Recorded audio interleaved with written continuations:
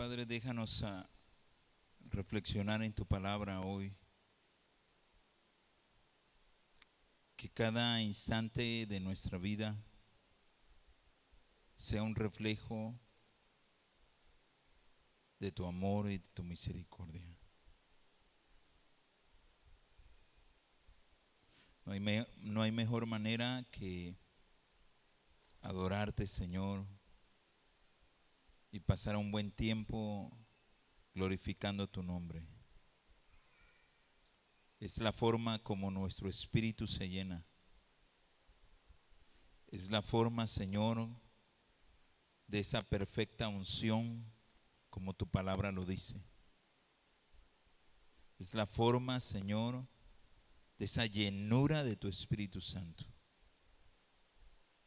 Celebrarte y cantarte y adorarte y alabarte y exaltarte es la mejor forma, Señor, para crear no solamente un ambiente de adoración, sino de algo, Señor, que nace de nuestro corazón, como una ofrenda grata delante de ti. Llévanos cada vez más a ese nivel alto de ser verdaderos adoradores que te adoren o que adoren al Padre en espíritu y verdad. Queremos ser verdaderos adoradores. Y quiero, Señor, que uses a esta iglesia como la parte, Señor, que empuje nuestros espíritus, nuestro espíritu, nuestra alma, nuestro cuerpo, Señor, para adorarte a ti. Gracias porque usas a los chicos, Señor, de la alabanza. Gracias, Señor, porque usas sus voces, sus manos, Señor, para cantarte, exaltarte a ti. Pero también, Señor, una parte de la adoración es recibir el mensaje que tú traes para nuestra vida. Y quiero pedirte, Señor, que seas tú quien dirijas esta enseñanza y que a medida, Señor, que nosotros te busquemos, seamos cada vez, Señor, más prácticos, que al no solamente tener la teoría y la enseñanza y el aprendizaje de tu palabra, sino prácticos en las cosas, Señor, que ya necesitamos hacer. Habla entonces, que tu iglesia tiene los oídos para escucharte y que tu siervo oye, Señor, lo que tienes para nosotros. Perdona cada acción, Señor, cada desvío de nuestra mirada, cada pensamiento, cada palabra, Señor, cada acción que en algún momento no esté de acuerdo a tu santa y divina voluntad para esta hora.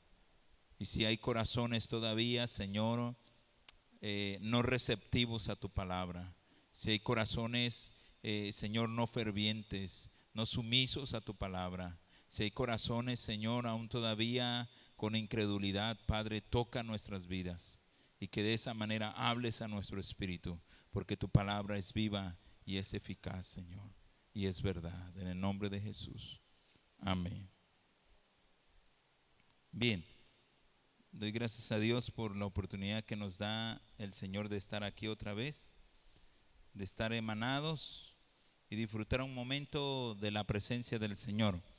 Hoy fue un ratito, no sé, creo ya se quitó un poco la lluvia, según iba a estar en un porcentaje, un rato más que iba a arreciar hasta un 100%, pero mire, nos da la oportunidad de que nosotros escuchemos la palabra del Señor. Yo siempre digo una cosa: llueve, truene, relampaguee, se caiga el cielo, se abra la tierra, los cristianos, los verdaderos hijos de Dios, deben de estar en el lugar donde son convocados a estar. ¿Alguien dice amén? Así que no importa, hermano, lo que es. A veces bajo la lluvia vamos a la escuela, bajo la lluvia vamos al trabajo, bajo la lluvia va al mandado, bajo la lluvia, hermanos, va a hacer algunas otras cosas. Que bajo la lluvia no venga a la iglesia, pues ya sería, ¿no? Entonces, qué bueno que yo no sé cuántos de los que están aquí son de mi misma generación que cree que a pesar de las inclemencias del tiempo, usted y yo podemos estar en la casa del Señor. Amén. Muy bien, quiero enseñarle dos cosas hoy sobre el asunto de los dones espirituales. A lo mejor usted ya lo vio, a lo mejor ya lo vio, a lo mejor ya lo saben, pero quiero dejarlo más entendido porque son dos dones porque la verdad es que sí se requieren mucho entenderlos aquí. Y uno es todo lo que es concerniente a la pastoral, y el otro es el don de liderazgo o el de presidir. ¿Dónde embona y en qué? Porque muchos de ustedes son o van a ser o tienen los dones, y usted va a decir, ¿y eso cómo? ¿Ahora qué sigue pues? ¿No? Entonces vamos a ver, hermanos, el ministerio pastoral, llámese pastor o pastora, su llamado, vocación y su tarea. Yo no sé cuántos de los que están aquí, hace un tiempo yo escuché una ponencia de la Convención Nacional, específicamente de la Alianza de Pastores, en donde algunos mencionaban que sobre el asunto del llamado pastoral de la mujer, porque ahora ya se ha abierto mucho el llamado pastoral. Y entonces en esa ponencia algunos decían que sí, es cierto, desde los indicios bíblicos está el término, ¿verdad? Y la ejecución de la tarea, pero no es reconocida muchas veces en el ámbito cristiano bautista, incluso ni en el ámbito católico romano, ¿verdad? No hay, iba a decir, no hay una papa, pero no hay un papa mujer, hay un papa varón, ¿verdad? No hay cardenales mujeres, hay cardenales varones, ¿verdad? Y de igual en el pastorado no hay pastoras mujeres, dicen, hay pastores hombres. Pero, ¿usted qué cree? ¿Qué dice la Biblia? ¿Estaremos en lo correcto o no en lo correcto? A ver, ¿cuántos de los que están aquí creen que hay pastor llamado pastor varonil? ¿Cuántos? Levanten la mano. Que un varón es llamado pastor. ¿Todos? ¿O ni eso creemos a veces? No es de que le estoy hablando a una iglesia que no cree en el don pastoral, ¿no? Entonces, ¿a quién tienen pues entonces? Pero ¿cuántos de nosotros creemos que hay un llamamiento pastor mujer? ¿Cuántos? A ver, levanten la mano. Ay, ¿sí hay? ¿Sí hay? ¿Y usted qué dice, hermano Federico? Usted que lo sabe todo. ¿Hay o no hay? Pues es un tema que es muy controversial por muchas situaciones que hemos vivido, pues hemos escuchado, hemos visto, donde no se le da a la pastora mujer, digamos, o el pastor mujer, como esa libertad, pues, ¿no? De ejercer, como que está un poquito, todavía, sí, difícil de aceptar, sobre todo esa parte. No sé si sea lo correcto, pero yo creo que nos va usted a sacar de la duda. Sí, sí, claro. Mucho tiempo en la antigüedad se ha manejado que no existe un llamamiento pastoral mujer, pero hace un tiempo, y en esa ponencia platicábamos mi esposa y yo, y decía mi esposa, bueno, si no le van a dar entonces el llamado, entonces ¿para qué lo invitan o para qué le permiten en los seminarios a que vayan, ¿verdad? A estudiar las mujeres, ¿no? Porque muchas de ellas en sus títulos aparece como ministerio pastoral, ¿verdad? Entonces el seminario está creando ministerios pastorales, pero las iglesias no le están dando el valor. Qué bueno que aquí hay mucha gente que sí cree en el llamado pastoral y en el llamado del pastor y de la pastoral como familia o como mujer. Ahora, no todas son llamadas pastoras, no todas son llamadas. Mire que lo dice un varón, no todas son llamadas pastoras. Hay mujeres que solamente son esposas de pastor, aquellos que no estudiaron, pero no por eso no tienen una injerencia en el servicio de la iglesia, ¿verdad? Sin embargo, aquellas que fueron llamados al ministerio pastoral, aquellas a quienes Dios les dotó de ese don, pues en realidad es reconocible su labor. ¿Estamos de acuerdo? Así como hay licenciados, así como hay doctores, así como hay ingenieros, así como hay psicólogos, así como hay maestros, y así sucesivamente. Entonces, si es así, así como hay pastores. ¿Me explico? Entonces, yo sé que ya ustedes dicen, ya, suéltelo, pastor, ¿no? Ya, nos está dando mucho que comer. Ejemplos bíblicos de la mujer en el ministerio. El ministerio de la mujer y su rol del pastor en el ministro de la iglesia. En cuanto al papel del pastor, la Biblia dice bastante las palabras principales que describen el papel del pastor. Y en 1 Timoteo, vaya a la siguiente diapositiva. En 1 Timoteo, en cuanto al papel del pastor, en 1 Timoteo capítulo 3, verso 1 al 13. Quien lo tenga rápido, póngase de pie y léalo. Bueno, ahí esto aparece en la pantalla. 1 Timoteo capítulo 3, verso 1 al 13. Dice que son llamados anciano, obispo y maestro. Anciano, obispo y maestro. Anciano del griego episcopos, de donde tenemos la palabra episcopal. Eso no es solamente católico, hermano. Los episcopos, ¿no? Los obispos, ¿no? El episcopado. No es solamente un asunto católico romano, sino que tiene que ver a la supervisión de los creyentes, ¿verdad? Entonces, 1 Timoteo 3, 1 al 13. A ver, ¿alguien lo tiene? O leemos juntos. A ver, 3, 1 al 13 juntos. Dice: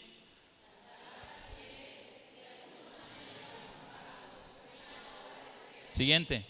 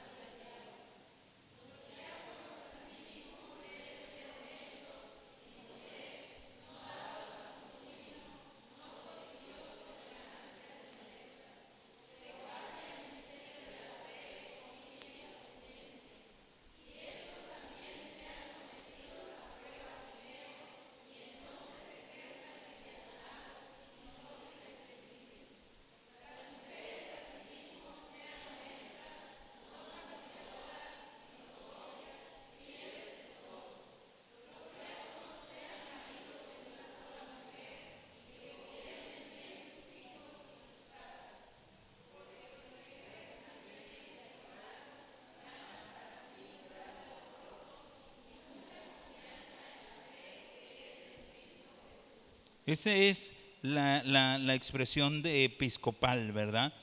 Pablo diciéndole a Timoteo las reglas que tiene que entrar en aquel que es pastor, o llámese también en una mujer con un llamamiento pastoral.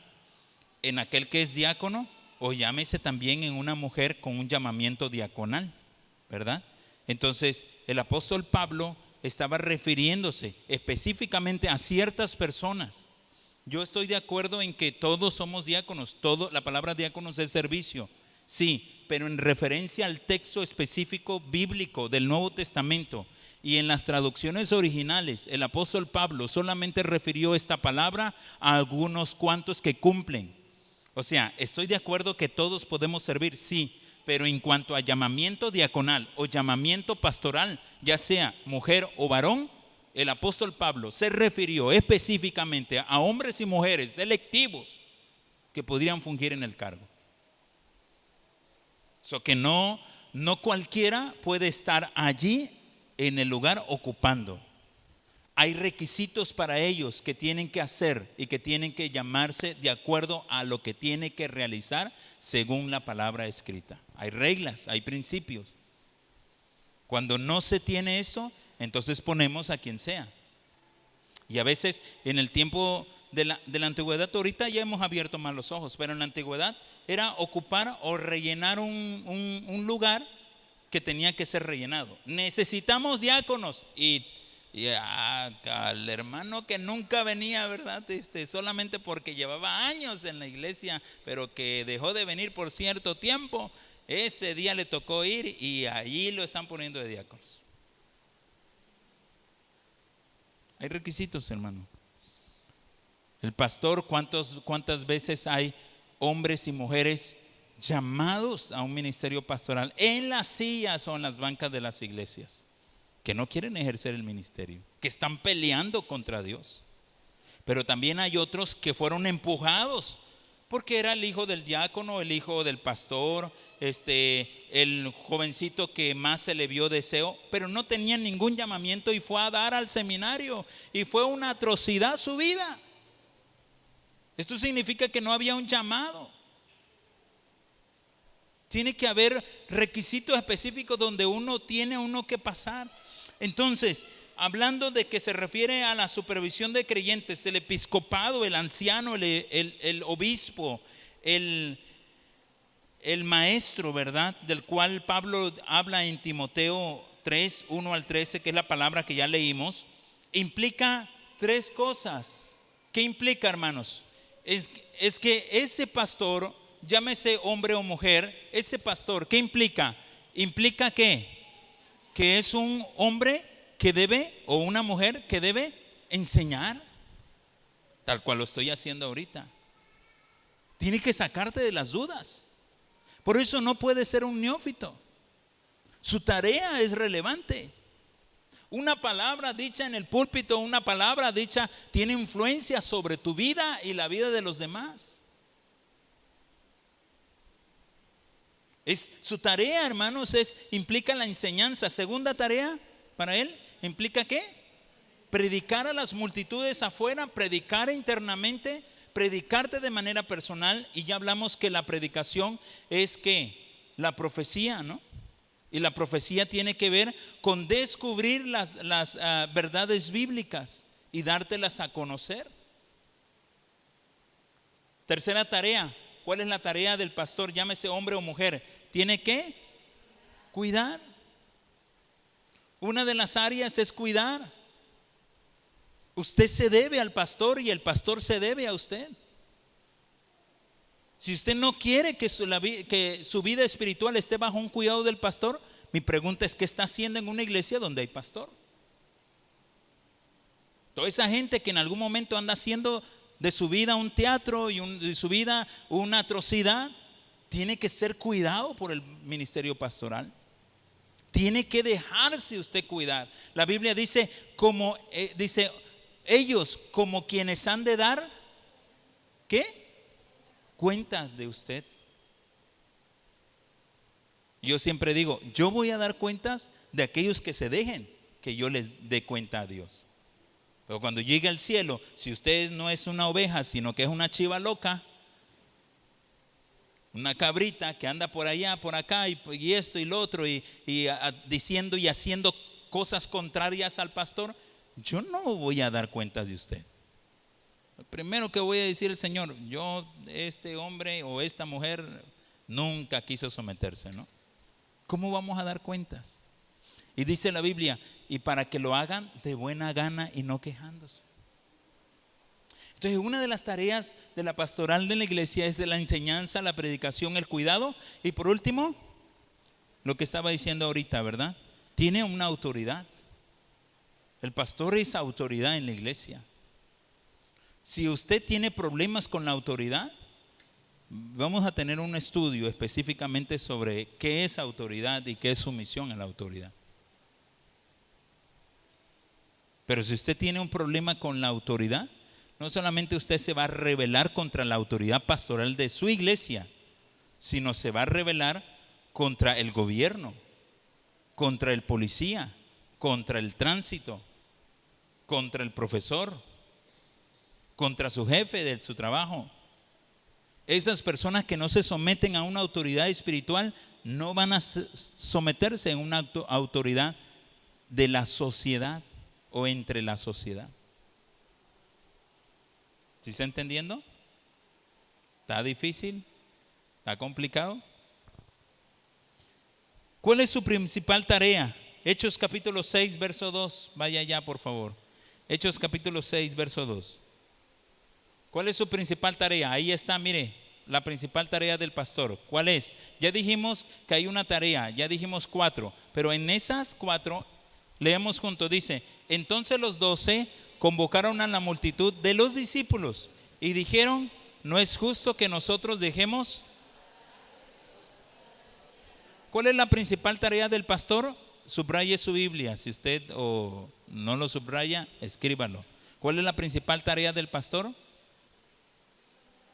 Predicar la palabra. No ponga al pastor, vuelvo a decir lo mismo y lo seguiré repitiendo todo el tiempo que yo esté de mi vida, si es que me quieren aquí. Lo voy a seguir, no le ponga cargas que no son del pastor. Su tarea principal, ¿cuál es? La predicación de la palabra. Para eso fue llamado. Para eso Dios lo puso. Por eso tiene los dones. Por eso no cualquiera debe de llegar al seminario. Aquel que llegó al seminario solamente con los dones de servicio, tiene que tener dones más fuertes. No solamente porque arrastraste 5 personas en una célula, ya tienes el don pastoral. No. Y menos cuando no diste frutos, no diste resultados de multiplicación. El don pastoral, hermano, tiene que ver con dones específicos que debe de llevarlo a un ministerio pastoral, de la predicación de la palabra. De la predicación de la palabra. Entonces, esa predicación de la palabra, esa es su principal labor del pastor, su principal tarea. En Hechos capítulo 6, verso 2, la palabra de Dios. En Hechos capítulo 6, verso 4, ¿qué dice? Verso 4. Hechos capítulo 6, verso 4.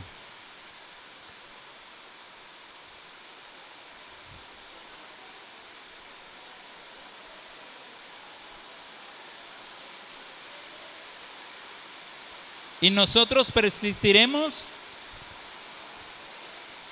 ¿Cuáles son sus 2 ministerios del pastor específico?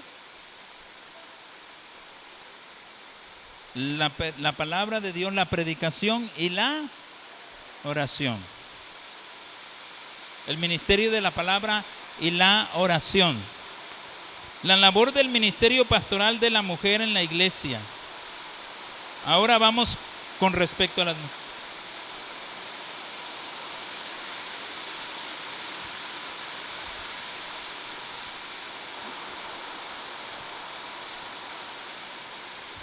¿Qué dicen? ¿Oro para que pare la lluvia? ¿O lo dejo que es? ¿Necesitan agua o necesitan escuchar? Las dos cosas.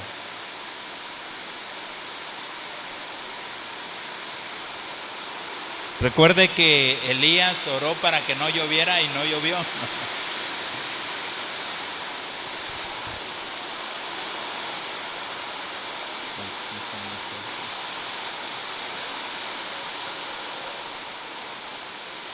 Gracias. Llueve, pero llueve sin ruido. Gracias. La labor del ministerio pastoral de la mujer en la iglesia. ¿Puede haber pastor de mujeres? Sí. Hay pastor de células, a los cuales se le llaman líderes de grupos de 10, de 12 o de 14. Hay pastor de jóvenes, hay pastor de misiones, a quien se le denomina pastor misionero. Un pastor principal a menudo pastorea un equipo pastoral, además de pastorear la congregación.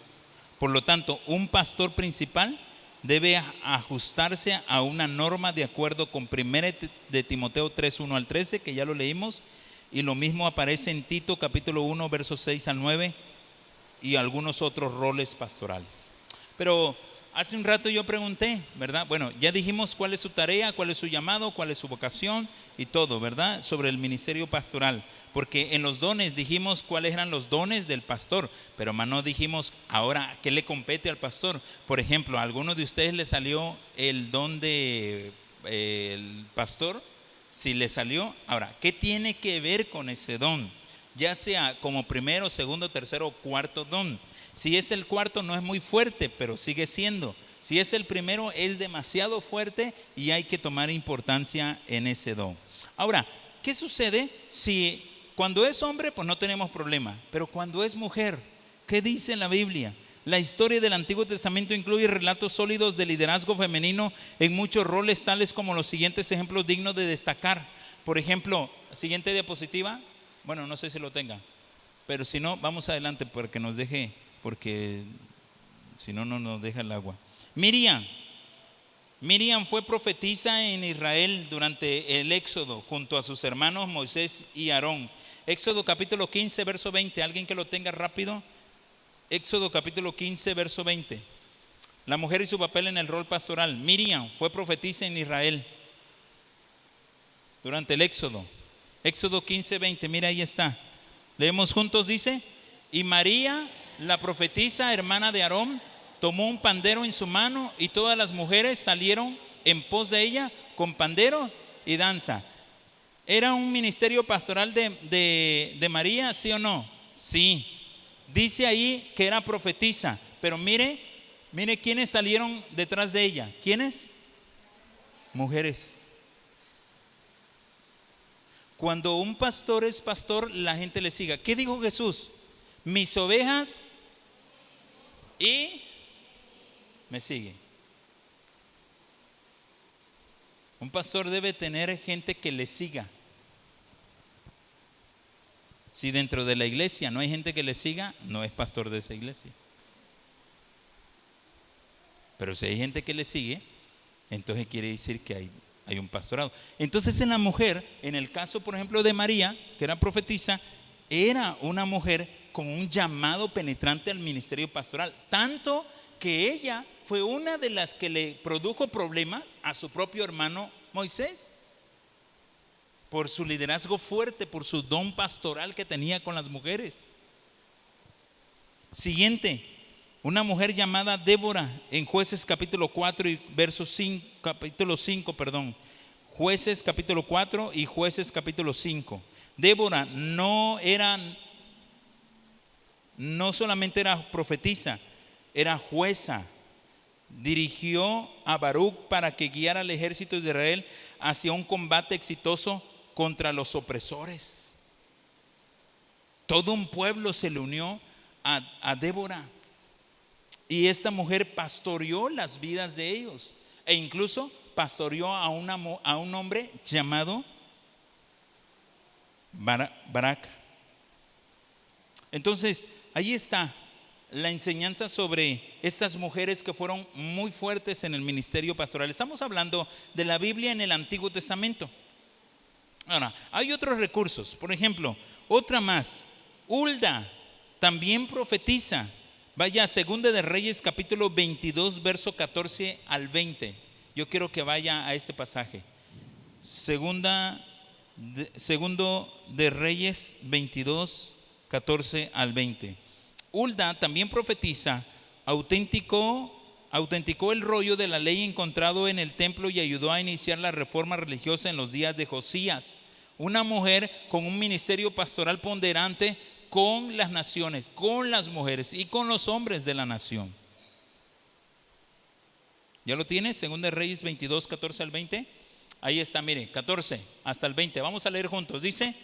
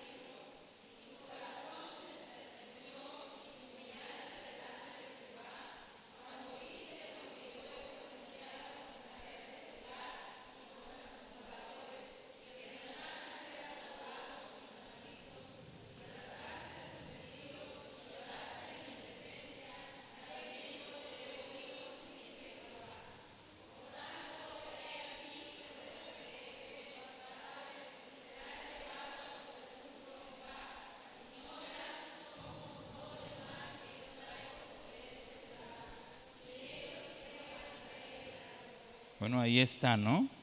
Eso estamos hablando en el Antiguo Testamento. El rol, el ministerio pastoral tiene un llamado, tiene una vocación y tiene una tarea específica. Y sobre el asunto de las mujeres, en el Antiguo Testamento hemos dejado completamente con seguridad de que Dios usó a mujeres con un don ministerial fuerte, con las mujeres, con el pueblo y con los varones. Ahora, para no dejar descartado el Nuevo Testamento, porque algunos han de decir, bueno, eso es en cuanto al Antiguo Testamento, pero ya no estamos en la ley y en el Antiguo Testamento, ahora estamos bajo la gracia, ¿verdad? ¿Qué hay con esto en el Nuevo Testamento? Vamos a ver el Nuevo Testamento. El Nuevo Testamento también muestra que las mujeres desempeñaban roles ministeriales importantes en la iglesia primitiva. Por ejemplo, la primera, siguiente diapositiva, bueno, esta. Tabita Dorcas en Hechos capítulo 9, verso 36. Alguien que lo tenga. Dorcas puso en marcha un efectivo ministerio de benevolencia con las mujeres y con el pueblo. Dorcas, Tabita, en Hechos 9:36 aparece. ¿Qué dijo?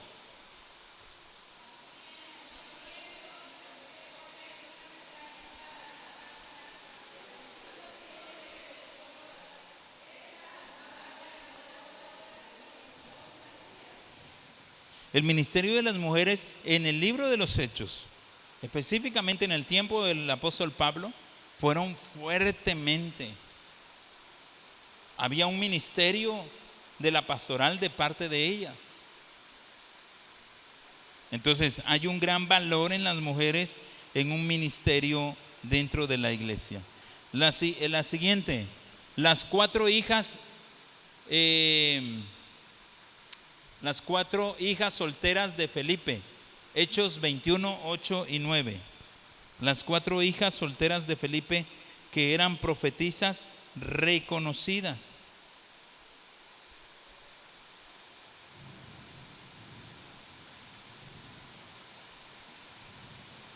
¿Qué dice 21, 8 y 9? ¿Leemos juntos? Al otro día, saliendo Pablo y los que con él estábamos, fuimos a Cesarea y entrando en casa de Felipe, el evangelista, que era uno de los 7, posamos con él. Este tenía 4 hijas, doncellas, que profetizaban. ¿Cómo lo ve? ¿Usted pensó que Felipe había llegado con el eunuco, se había perdido, se fue a Soto y entonces se olvidó? No, dio específicamente el trabajo en las hijas de ella, las 4 profetizas, doncellas, solteras, profetizas fuertemente, ministerio de mujer.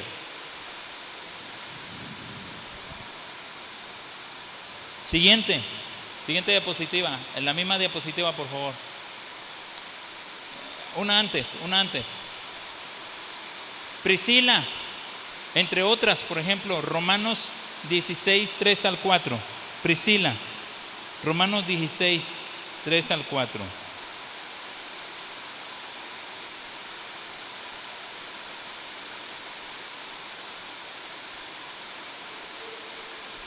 Tres y 4. Juntos leemos, dice: saludad a Priscila y Aquila, mis colaboradores en Cristo Jesús, que expusieron su vida por mí, a los cuales no solo yo doy gracias, sino también todas las iglesias de los gentiles.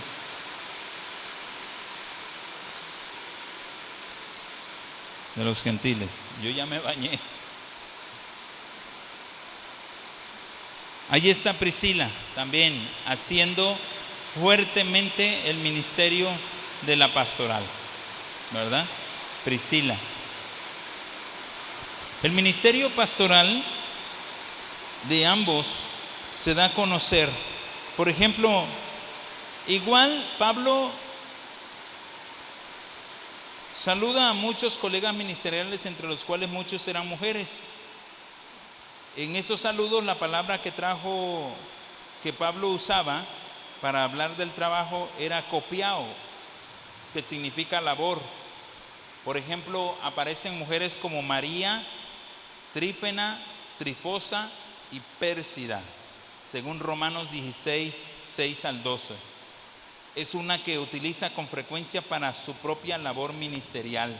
En 1 Corintios 16, 16. Febe, una líder de la iglesia en Cencrea, Fue elogiado por Pablo ante la iglesia de Roma. Febe no solamente era una líder de la mujer, sino que Febe se le reconoce como el ministerio diaconal de servicio o diaconisa.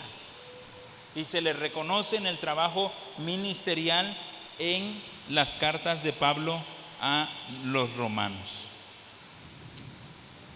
Y Pablo identificó a Junia como un apóstol, según Romanos 16, verso al 7. Le estoy dando pasajes de la Biblia para que ustedes se den cuenta de que existen esos pasajes. Todos estos ministerios de mujeres fuertemente de la pastoral. Ahora, ¿hay llamamiento? Sí lo hay. ¿Se debe de reconocer? Sí se debe reconocer. ¿Cuándo se reconoce? Cuando una persona tiene el llamado del ministerio de la pastoral, ya sea unido al pastor o ya sea de manera individual, ¿verdad? Hay mujeres, vuelvo a decirlo, hay mujeres que solamente son esposas de pastor, que no tienen un llamamiento, que no lo estudiaron, que no tienen esos dones, que solamente son apoyo al ministerio pastoral, que usted no le puede pedir a ellas que prediquen porque no lo van a hacer, que usted no le puede pedir a ellas que los lidere, que los dirija porque no tienen los dones, que usted no le puede pedir a ellas que interceda, que ore, que coordine, que inicie proyectos porque no lo van a poder hacer. No es su llamado, no tienen los dones. Y esto no tiene que ver con que el pastor, ¿por qué escogió a esa mujer, verdad? O ¿por qué escogió a la hermana? Tiene que ver con que el Espíritu Santo no le aprobó ni le aportó los dones específicos a ella. Ella no tiene nada que ver. Ese es un asunto del Espíritu Santo. Él da y entrega como Él quiere. Pero por otro lado, hay otro tipo, y es lo que ustedes en algún momento lo van a tener aquí, ¿verdad? Dos ministerios pastorales divididos, diferentes. El de mi esposa es una cosa y el mío es otro. Dios nos unió, ¿verdad? Supe escoger bien. El Señor me la regaló, me la dio, ¿no? Como una ofrenda para mí, porque soy bueno. Nada, es cierto. Vio y dijo, este pobre no va a hacer nada si no está allá a un lado, ¿no? Entonces, pero son ministerios divididos. Si bien ella y ha pastoreado iglesias, si bien ella puede recibir una invitación de alguna iglesia a pastorear, lo puede hacer. Sus certificaciones en el seminario dictan a través de lo que es, y sus dones dictan también. Yo siempre digo que ella es más pastora que yo, pero es porque el Espíritu Santo así lo dotó y nos dio la oportunidad de unirnos, y por eso ustedes van a tener dos ministerios pastorales divididos, de igual forma también entrelazados por ser matrimonio, pero divididos en cuanto a que ella es aparte y yo soy aparte. ¿Estamos de acuerdo? Entonces, ¿lo dice la Biblia? Sí lo dice. ¿Hay ejecuciones de este ministerio de la pastoral? Sí lo hay. Que usted lo quiera creer, ya ese es un asunto suyo. Que usted lo acepte, ese también es otro rollo suyo, ya no es nuestro, ¿verdad? Y que usted lo considere, también es un rollo suyo. Si usted me pregunta, dentro de la convención, y esa fue la ponencia, ¿no? Dentro de la convención, ¿se aceptó o no se aceptó? Algunos eruditos más fuertes que yo dijeron, bueno, es que desde un principio se le ha llamado ya la familia pastoral, aunque en realidad la mujer ni los hijos no tienen nada que ver, relativamente lo hace todo el esposo. Pero hay otros matrimonios que ya están saliendo, y muchos de estos ya son nuevas generaciones donde ya hay un llamamiento pastoral de parte de la mujer y a veces de parte de los hijos. Y bueno, se quedó en la ponencia de que sí es aceptable según los pasajes de la Biblia, ¿no? Sin embargo, aún todavía hay lugares donde no se acepta. Hay convenciones donde ya han ordenado a pastores mujeres. No sé en dónde lo hicieron, pero sí en Chiapas ya lo hicieron. Yo conozco, y es una compañera nuestra específicamente que yo conocí en el seminario. Bueno, yo lo conocí antes en los campamentos, Y en el seminario también estudiamos. Ella estudió un año antes que yo. Y bueno, supe que fue ordenada pastor, como una ordenación pastoral allá en Chiapas. Y no sé en qué otros lugares más han permitido eso, ¿verdad? En la convención aquí no lo permiten, ¿verdad? Todavía no ha llegado esa parte, ¿verdad? Todavía no es reconocida, menos van a querer ordenarla, ¿no? Entonces, pero eso tiene que ver con... Ahora, cada iglesia es autónoma, cada iglesia determina actuar en los llamamientos que corresponde. Hay hombres que no les gusta ser dirigidos por mujeres, pero eso tiene que ver más con el machismo, más que con los dones. Hay hombres que no les gusta. Hay hombres que donde la mujer está subiendo un poquito más para abajo, ¿no? Y no, ¿verdad? Ahí. Y le sacan aquel viejo pasaje rancio, le digo yo, ¿verdad? Oxidado, diciendo que la mujer calle, ¿no? No saben ni qué significa, pero ya le pusieron, la mujer calle en la congregación. No, nunca lo han estudiado, nunca lo han interpretado, nunca le han buscado específicamente el contexto, pero así lo han puesto. Y se viene así una serie de tradición. Muy bien, hasta aquí concluyo esta parte. Ya queda a la voz suya en todos los conocimientos que yo le he dado según los pasajes de la Biblia, y puedo darle este estudio sobre lo que usted considera. Ahora, ¿hay mal uso de esto? Sí, como también hay un mal uso del ministerio pastoral del varón, no solamente de la mujer. ¿Cuántos malos pastores no ha habido? Muchos, ¿cierto? ¿Cuántos pastores que no son llamados pastores, sino simplemente viven del ministerio? Hay muchos. O sea, no solamente es un problema del ministerio pastoral de la mujer, sino también es un problema del ministerio pastoral del varón. ¿Hay mucho abuso de una mujer pastora? Sí lo hay. En toda la historia de la iglesia. Pero en la Biblia no existían esas cosas. ¿Ok? Ahí está. Por último, voy a concluir. No sé cuánto tiempo llevamos. Siguiente, vámonos al don del liderazgo o presidir, porque son dos ministerios, dones, ministerios en la iglesia que mucha gente puede decir es que es líder, es que tiene un llamamiento, es que tiene un ministerio, es que tiene una tarea. ¿Qué es liderazgo? Como el liderazgo en la Biblia. La Biblia analiza las formas en que la iglesia realiza labores, desarrolla la congregación local, atiende las necesidades de la comunidad y ayuda a establecer una comunidad testigo. La Biblia describe estas formas como dones espirituales, de las cuales uno es el don del liderazgo. Ahora, vaya a Romanos capítulo 12, verso 8, y otros que vayan a 1 Corintios 12, 28. En Romanos 12, 28, la palabra traducida para preside indica cuidado, diligencia, con referencia al liderazgo. 12:8. Romanos 12,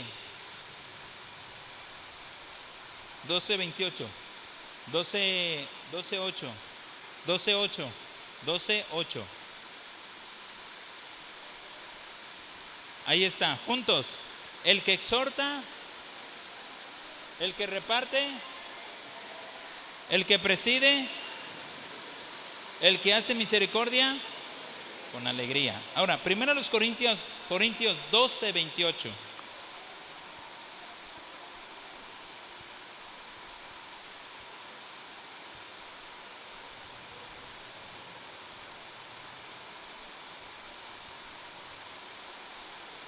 ¿Ya está? Juntos leemos, dice: y a unos puso Dios en la iglesia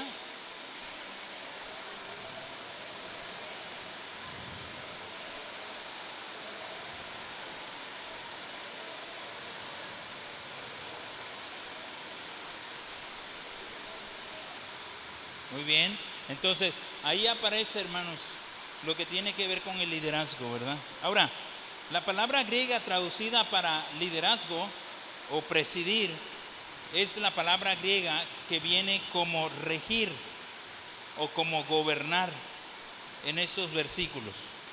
Designa a uno que se establece sobre un grupo de personas, a quienes designan a uno que se establece sobre los demás, quien puede presidir, quien puede gobernar o quien atiende un asunto. Escriba esto, 2 puntos especiales: con diligencia y con cuidado. Quien lidera lo va a hacer con diligencia y con cuidado. Por eso un líder puede llegar a ser un líder malo o puede llegar a ser un líder bueno. Hitler, ¿quién fue Hitler? ¿Alguien sabe de historia? ¿Quién fue? ¿Quién fue Hitler? A ver, los jovencitos que ya estudiaron historia. Usted no, hermano, porque usted sabe de historia. A ver, ¿quién fue Hitler? ¿Sí? ¿Quién fue?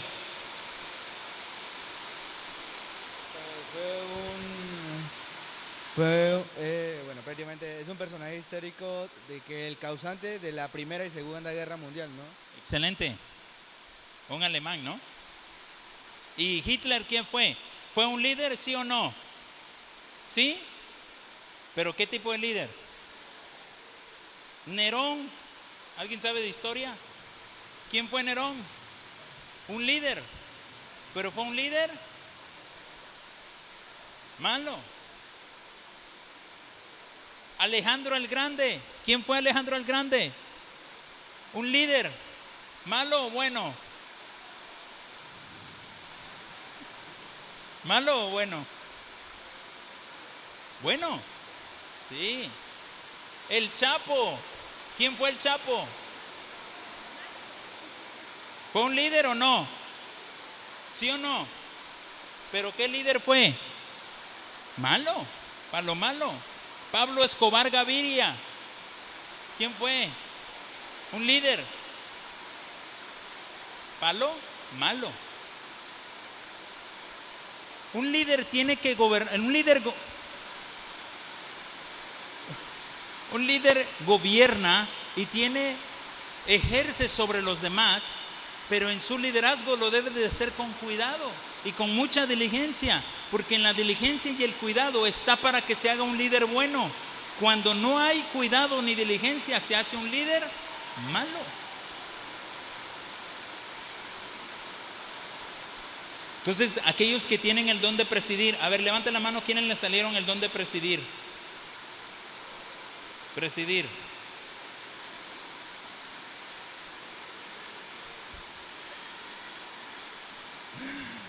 El don de presidir. Los que tienen que cuidar su liderazgo, porque si usted no lo cuida y no es diligente y no lo sabe usar en el cuidado, usted puede convertirse en un líder malo, que va a influenciar a lo malo, que va a voltear a la gente a lo malo. Y el único mal líder, del cual muchas veces se le llama como el padre de un liderazgo malo, se llama Satanás y es un espíritu diabólico. Cuando en la iglesia se levantan líderes malos, tiene que ver con un espíritu diabólico enfermizo que empieza a lastimar, a lacerar, a destruir la iglesia. Nadie más se opone contra la iglesia de Dios más que ¿quién? Satanás.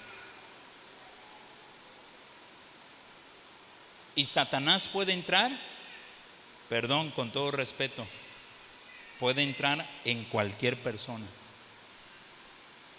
Porque Satanás entró en Judas Iscariote.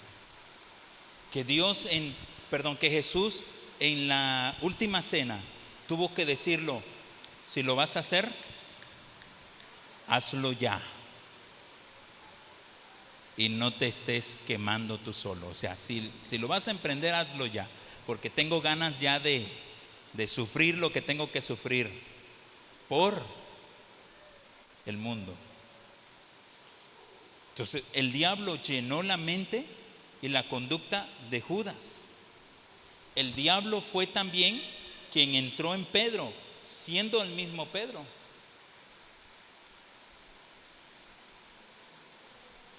O sea, el hecho de que tú seas muy consagrado, muy, que casi te estén saliendo alas como ángeles, pero el diablo puede llenarte, dicen por ahí, el buche de piedritas, ¿verdad?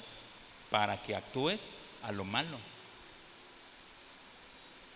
Fue el mismo diablo que se hizo mismo diablo en los cielos para hacerse alguien contra Dios. Por eso, hermanos, no es tan difícil identificar y saber quién anda en el espíritu y quién anda en la carne. Aquel mal líder que se levanta en contra de todo lo que se llama Dios, aquel mal líder que se levanta con todo lo que es la iglesia de Dios, su palabra y su poder, simple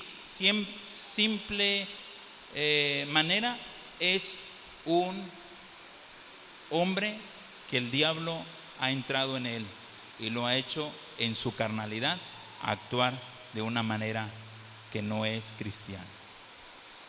Recuerde que el anticristo en los postreros tiempos será un hombre que se dejará influenciar por el mismo diablo para hacer y levantarse con todo lo que se llame Dios o trate de Dios. ¿Sí está conmigo? Entonces tiene que pensar muy bien. Sí, yo soy líder. Me salió el de presidir. Qué padre, voy a dirigir gente, voy a gobernar, voy a estar sobre otros, voy a crear proyectos. Sí, pero tiene que pensar si va a ser un líder bueno. ¿Quiere ser un líder bueno o quiere ser un líder malo? Pablo fue un líder buenísimo. Pedro después fue un líder buenísimo. Y así sucesivamente los hombres que Dios ha levantado para ser líderes buenos, porque Dios también ha tenido líderes buenos en la sociedad. En 1 Tesalonicenses capítulo 5 verso 12, la palabra usada en relación a los ministros en general dice: os rogamos, hermanos, que reconozcáis a los que trabajan entre vosotros y os presiden o liderean en el Señor. Aquí la palabra se traduce presidir. Todas las cosas surgen y caen con un liderazgo bueno o malo. Entre más hábil y eficaz sea el liderazgo, la organización va a funcionar mucho mejor y va a aumentar mucho más el potencial del crecimiento. Romanos 12:8 dice la palabra que traduce para presidir, indica cuidado y diligencia con referencia a la iglesia local.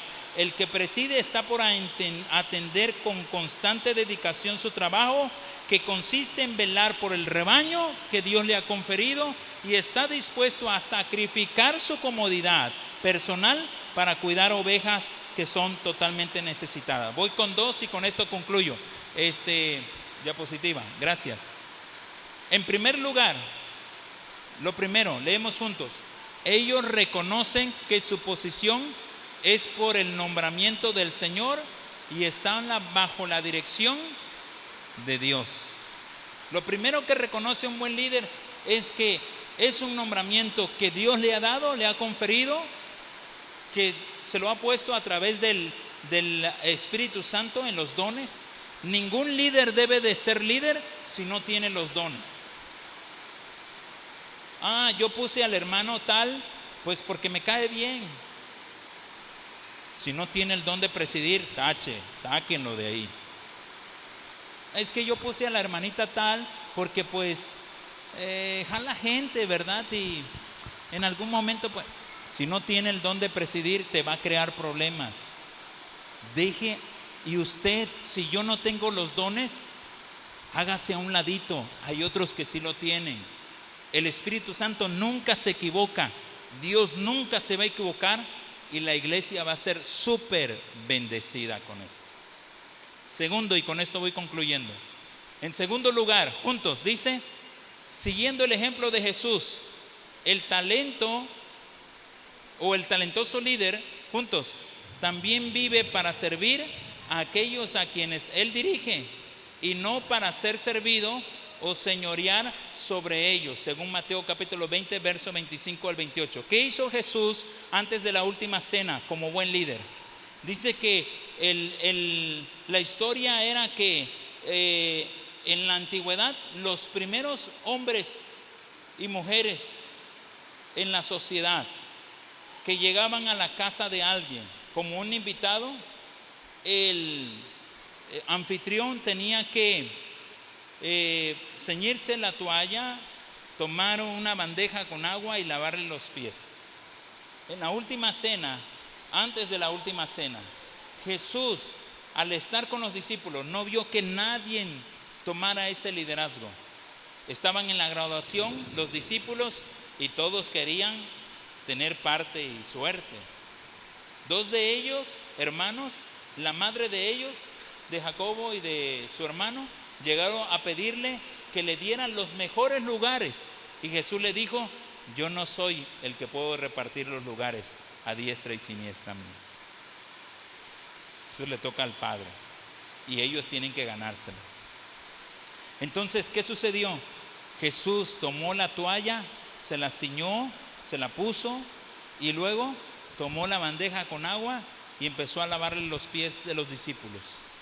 Él no tenía que hacerlo, a Él le tenían que lavar los pies, porque Él es el que había venido. Él había dejado su trono, su corona y su gloria, y había venido a la tierra y no era el anfitrión, era el invitado. Pero como nadie se levantó, Él tomó la posición de siervo, siendo semejante a siervo y dejando todo lo que tenía que hacer, aún incluso su humillación, se rebajó hasta lo más sumo para ser el servidor de todos. Un buen líder, lo primero que piensa es cómo podemos servir a todos los que estamos aquí. Eso es lo que hace un buen líder.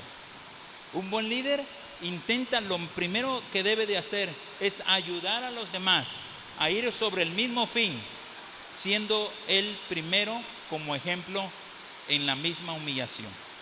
Si todos tenemos que asear, vamos a limpiar todos. Si todos vamos a recoger, todos lo tenemos que hacer.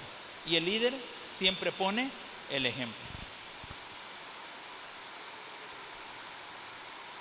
En el liderazgo, hermanos, nos damos cuenta si en realidad somos líderes buenos o somos líderes malos. Ahora, puede que haya un momento en el que estamos aprendiendo, pero no podemos seguir siendo líderes malos, líderes no sabios, cuando ya sabemos lo que tenemos que hacer. Entonces, dos cosas que le dejo ahí a usted de manera firme.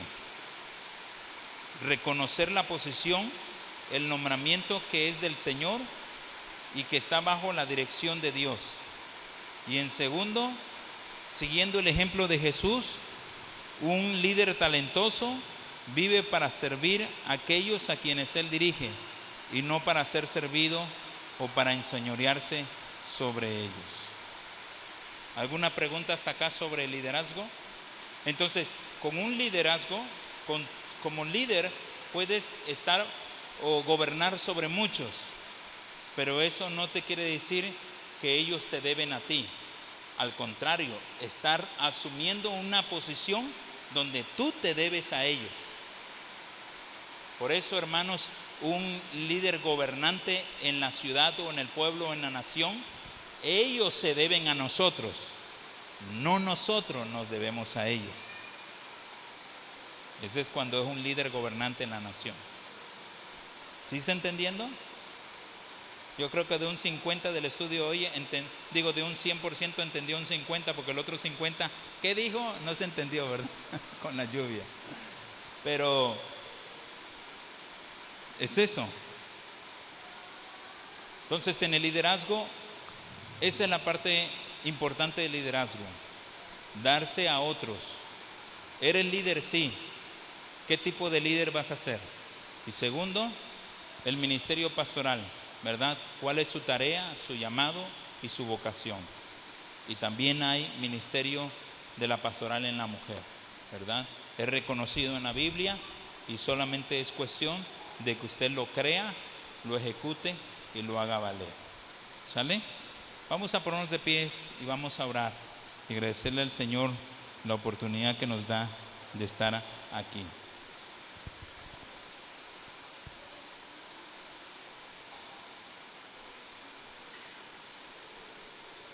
Padre, gracias. Los que en algún momento, Señor, salieron con estos liderazgos, dones y ministerios, yo te ruego, Señor, que los uses con poder. Padre, que en el transcurso de este tiempo, Señor, que nos permitirás estar con ellos, tomando, Señor, tiempo, Señor, de enseñanza, guiándoles y coordinando. Te ruego, Padre, que en el nombre de Cristo nos dé, Señor, líderes buenos, líderes, Señor, que sepan hacer lo que deben hacer. Ministerios pastorales, hombres y mujeres, que sepan hacer lo que deben hacer. Que les has enseñado, Señor, según la palabra tuya, lo que amerita, Señor, su llamamiento, su trabajo, su vocación y su tarea. Te ruego, Señor, que nos dirijas tanto a los pastores como a los líderes. Señor, si algo vamos a empezar a hacer, ayúdanos, Señor, para que lo hagamos de acuerdo a tu santa y divina voluntad. No nos permitas emprender nada ni hacer nada, Señor, si no estamos seguros de que fuimos llamados a hacerlo. No permitas, Señor, tener lo que debemos hacer en la iglesia si no estamos llamados a sacrificarnos, a hacerlo, Señor, por tu obra, por tu reino y para tu reino. Te ruego, Señor, que los liderazgos, los llamamientos, Señor, de acuerdo a los ministerios, ya sea pastoral, ya sea profético, ya sea evangelístico, ya sea de enseñanza, de maestro, ya sea de misionero o apostolado, cualquiera, Señor, que sean los ministerios a ejercer en esta tu iglesia, que sean, Señor, con un liderazgo que atienda la necesidad, Señor, de que, número uno, es un llamamiento tuyo, es una decisión de tu Espíritu Santo darnos los dones y las habilidades. Pero lo otro es que nos debemos, Señor, a la gente y que queremos hacerlo para el servicio de que la iglesia y tu reino aquí crezca en Cristo es la verdad. Que crezca la iglesia, que crezcamos nosotros, que crezcan todos. Lo pedimos en el nombre de Cristo Jesús. Amén. Puede ocupar su lugar.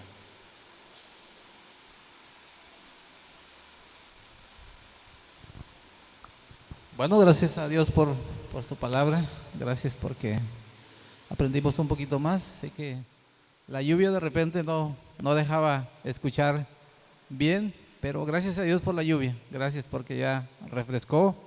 Creo que Dios sabe en qué momento. Dios tiene el poder para hacer que llueva en el momento que Él así lo determine. Vamos a continuar. Vamos ahora a dar nuestras ofrendas, nuestros diezmos. Cada uno dé como propuso en su corazón, no con tristeza ni por necesidad, porque Dios ama al dador alegre. Pueden pasar, mis hermanos.